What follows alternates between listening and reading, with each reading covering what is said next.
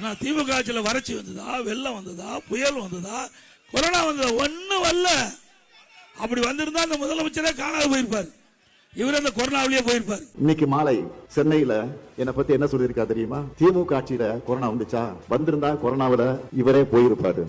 என்ன திமுக ஆட்சி வந்து தான் போயிருப்பா. இன்னைக்கு பழனிசாமி பேசியிருக்கிறார். பழனிசாமி அவர்களை, என் மரணத்தை பத்தி பேசுறீங்களா? மரணத்தை பார்த்து கலங்கக்கூடியவனும் பயப்படுகிறோம் நான் அல்ல. இந்த முத்துவேல் கருணாநிதி ஸ்டாலின் 1971 நீங்க அரசியலுக்கு வர்றதுக்கு முன்னாடியே 23 வயசுல மிசாவில கைது செய்யப்பட்டு சிறை கொடுமைக்கு ஆளானவன் நான். ஓராண்டுகள் நெஞ்சிரத்தோடு சிறையில் இருந்தவன் நான். பொது வாழ்க்கை எல்லாத்தையும் எதிர்கொண்டுதான் ஆகணும்னு எனக்கு சிறைக்கு அனுப்பி வைத்தவர் என்னுடைய ஆரூர் தலைவர், என்னுடைய தலைவர், என் தந்தை கலைஞர் அவர்கள். குடும்பத்தின் கொடுமைக்கு பயப்படாத நான் கொரோனாவுக்கு பயப்பட போறேன். கொரோனா மேல எல்லாரும் பெரும் அச்சத்தில் இருந்த போது அதுக்கான பிபிஇ கூட அணிஞ்சுக்கிட்டு கொரோனா வாழ்க்குள்ள போனவன் தான் இந்த ஸ்டாலின்.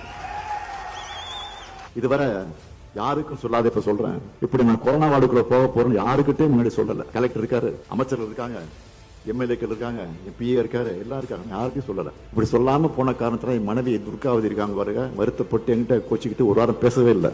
சத்தியம். மக்களை காக்க எந்த அளவுக்கு துணிச்சலாக செல்லக்கூடியவன். அதுக்கெல்லாம் பயந்து நான் அரசியல் தலைவனா இல்ல. பழனிசாமியுடைய கீழ்த்தரமான பேச்சை கேட்ட பிறகு என் வருத்தம் எல்லாம் என்ன தெரியுமா?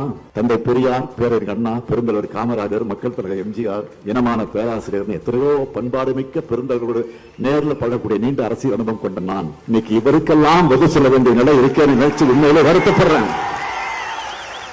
அதிமுக பொதுச் செயலான பிறகு பழனிசாமி ஜெயிச்சதே இல்லை. அவர் பொதுச் செயலான பிறகு எங்கேயாவது ஜெயிச்சிருக்காரா? திமுக தலைவரான பிறகு உங்களோட ஆதரவால நான் தோத்ததே இல்லை. பாஜக தமிழ்நாட்டுக்குள்ள கொண்டு வர நினைக்கிற அடிமை பழனிசாமிக்கு தமிழ்நாட்டு மக்கள் கடுமையான தண்டனை இந்த தேர்தலை கொடுக்கணும்.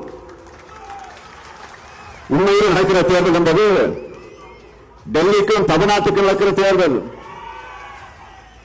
தமிழ்நாட்டுக்கு துரோகம் செய்யும் 10 தொழில் பழனிசாமிக்கு 11வது தொழில் கொடுத்து நிறுத்தணும்.